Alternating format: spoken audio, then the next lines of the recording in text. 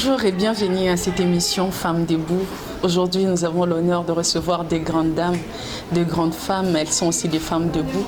Aujourd'hui, elles vont nous partager leur histoire et ce qui leur a rendu aujourd'hui d'être des femmes debout. J'ai cet honneur d'être au milieu de deux femmes auxquelles je parle de Madame Sylviane Dinanga et de Madame Daphné Kabongo. Aujourd'hui, excusez-moi, je ne vais pas trop parler, mais je veux laisser à mes invités l'occasion de beaucoup parler. Je pense que leur histoire va toucher le cœur de plusieurs femmes et ça leur permettra aussi d'être de femmes debout. Je commence par Madame Sylviane. Qu'est-ce qui vous a poussé à être femme debout? Quelle est votre histoire? Qu'est-ce qui vous a le plus motivé? Je vous remercie d'abord pour m'avoir invitée ici.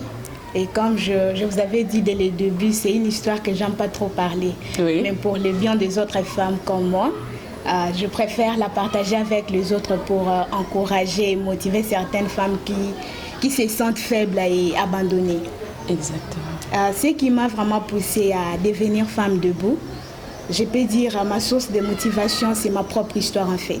Je suis passée par une histoire qui n'est pas vraiment trop commode pour moi-même. Je n'arrive pas trop à parler de ça. Je suis née dans une famille où il y a beaucoup d'enfants. J'ai été aimée, l'amour de mes frères et sœurs en fait.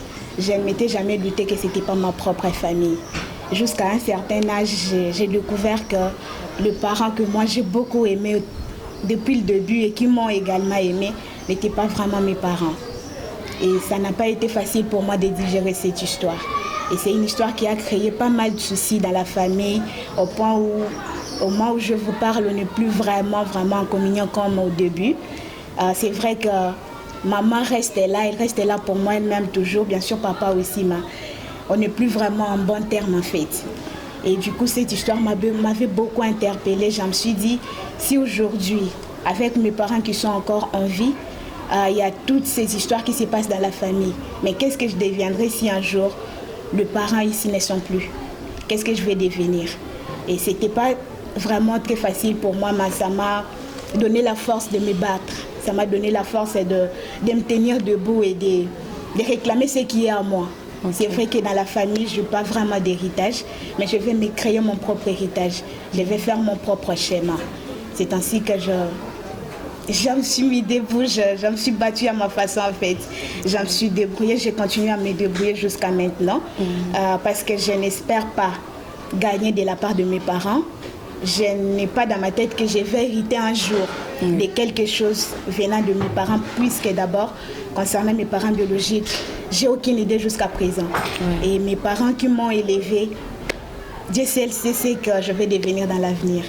Et du coup, je profite pour parler aux autres personnes qui peuvent passer par la même histoire que moi, que c'est vrai, c'est pas facile, mais on ne se décourage pas.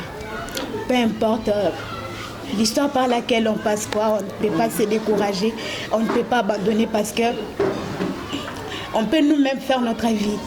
J'ai une question, peut-être qu'il y a aussi une femme debout quelque part qui est un peu troublée par cette histoire. C'est à quel moment vous avez su que